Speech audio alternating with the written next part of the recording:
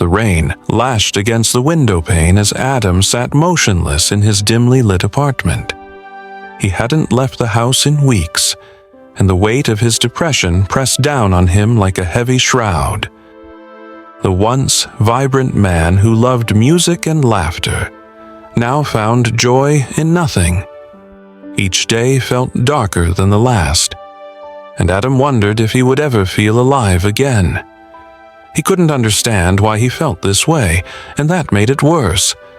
The world outside seemed distant, unreachable, and for Adam, hope was just a word people used in stories. One afternoon, while mindlessly scrolling through his phone, Adam came across a video.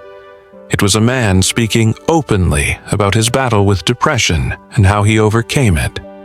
The man's words struck a chord with Adam.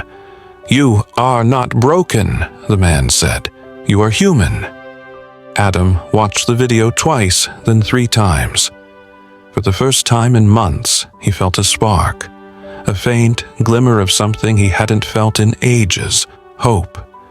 That night, Adam made a decision. He would seek help. He wasn't sure if he could beat this, but he knew he couldn't do it alone. The next morning, Adam called a local therapist. It was the hardest phone call he had ever made. His voice trembled as he described his feelings, but the person on the other end of the line reassured him. "You've taken the first step," they said warmly. When Adam met Dr. Sarah, his therapist, she greeted him with kindness and understanding. She explained that depression was not a sign of weakness, but a condition that needed care and treatment. Adam's sessions became a safe space where he could express the pain he had been holding inside. Dr. Sarah helped Adam understand the nature of depression.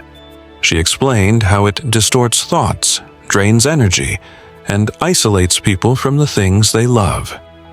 "Depression is like a storm," she said, "but every storm passes." She encouraged Adam to start small. Get out of bed, take a walk, and write down one thing he was grateful for each day. At first, these tasks felt monumental, but Adam was determined.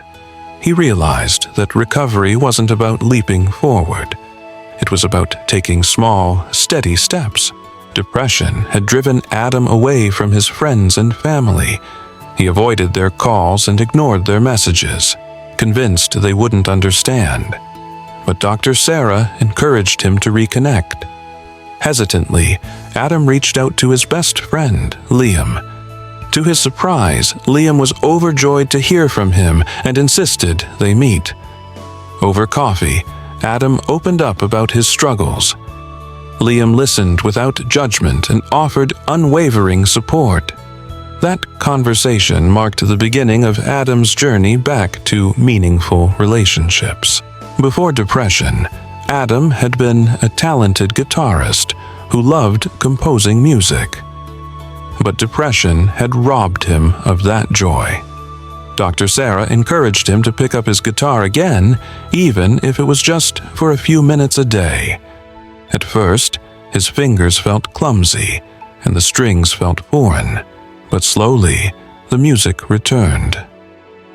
One evening, as he strummed a melody he'd written years ago, he felt a flicker of his old self. Music became his refuge, a place where he could express emotions words couldn't capture. Recovery wasn't linear. There were days when Adam felt like he was making progress, and then there were days when the darkness crept back in. One such day, he found himself lying in bed, questioning whether his efforts were worth it. But this time, Adam didn't give in. He remembered Dr. Sarah's words, "Setbacks are not failures, they are part of the journey." He used the coping tools he had learned, like journaling and grounding techniques, to pull himself out of the spiral. Slowly but surely he regained his footing. As Adam's confidence grew, he decided to use his experience to help others.